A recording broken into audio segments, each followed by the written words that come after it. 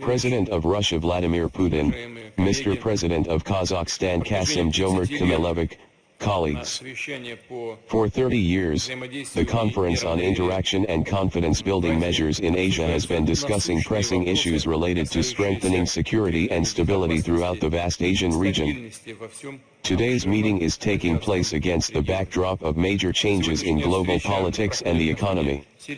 The world is becoming truly multipolar, and Asia plays a very noticeable, if not key, role in this, where new centers of power are growing stronger. The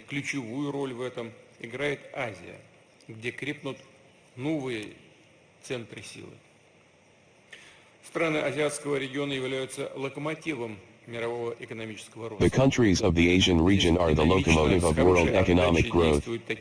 Such integration associations as the Shanghai Cooperation Organization, the Association of Southeast Asian Nations, and the Eurasian Economic Union are operating dynamically and with good returns.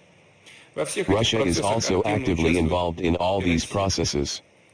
We stand for the development and prosperity of Asia and the creation for this purpose of a wide open space of mutually beneficial trade and investment cooperation, for the expansion and deepening of cooperation ties in various sectors of the economy. Напомню, что именно Россия стояла у истоков создания делового совета при совещании, по линии которого за прошедшие годы проведено множество успешных конференций и семинаров.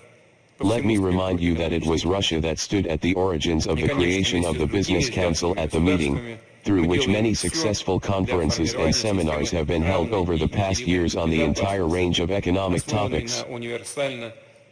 And of course, together with other Asian states, we are doing everything to form a system of equal and indivisible security based on the universally recognized principles of international law of the UN Charter. Our meeting and other regional associations have to deal with many acute problems, including the increased volatility of global prices for energy, food, fertilizers, raw materials, and other important goods. This leads to a deterioration in the quality of life in developed and developing countries.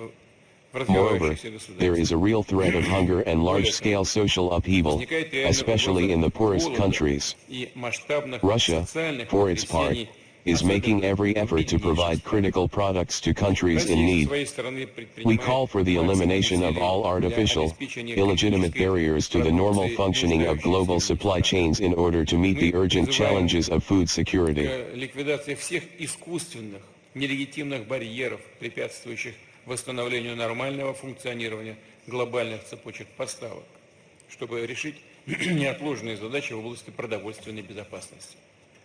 Как и многие наши партнеры в Азии, like many of our partners in Asia, we believe that it is necessary to launch a revision of the principles of the global financial system, which for decades allowed the self-proclaimed so-called golden billion, which has closed all flows of capital and technology, to a large extent live at someone else's expense. As a priority step, we see a more active use of national currencies in mutual settlements. Such measures would undoubtedly contribute to strengthening the financial sovereignty of our states, developing domestic capital markets, and deepening regional economic integration. It is extremely important, together with other regional forums and organizations, to continue to work actively to resolve emerging crisis situations and conflicts in Asia, to strengthen cooperation between our states in countering the terrorist threat, identifying and neutralizing extremist groups, blocking their financial support, combating drug trafficking and suppressing the propaganda of radical ideas. Unfortunately, Afghanistan remains one of the most acute security challenges for our region. Our colleagues have already spoken about this today. К сожалению, одним из острейших вызовов безопасности для нашего региона по-прежнему остается Афганистан. Об этом коллеги уже говорили сегодня.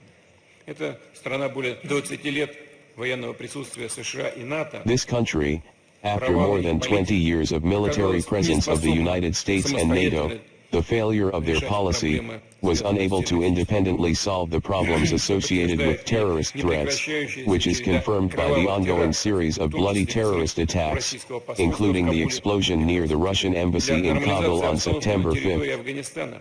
In order to normalize the situation on the territory of Afghanistan, of course, it is necessary to jointly promote its economic reconstruction. But above all, we urge compensation for the damage done to Afghans during the years of occupation and the unfreezing of illegally frozen Afghan funds. In the context of a settlement in Afghanistan, it would be useful to use the capabilities of the Shanghai Cooperation Organization and its regional anti-terrorist structure.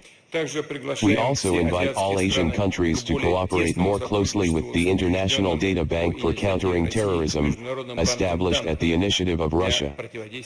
I would like to draw your attention to the fact that Russia, together with China, has drafted a joint statement at this summit on security cooperation in the field of information and communication technologies. We hope that it will be approved. In conclusion, I would like to mention the importance of strengthening multilateral cooperation between the states participating in the meeting in the social, cultural, and humanitarian spheres, in promoting intercivilizational dialogue and contacts between people. In particular, volunteer movements also require support. The acute phase of the coronavirus pandemic, which we have passed, has shown the undoubtedly useful role that volunteer and youth structures play in providing assistance to the population. Russia has a good, rich experience in these matters, which we are ready to share with interested countries. On the whole, I would like to note with satisfaction that the joint work within the framework of the Conference on Interaction and Confidence Building Measures is progressing in a positive manner. Russia will continue to develop multifaceted cooperation with all the parties represented at this meeting. We support the initiatives of Kazakhstan's chairmanship. Thank you very much for your attention.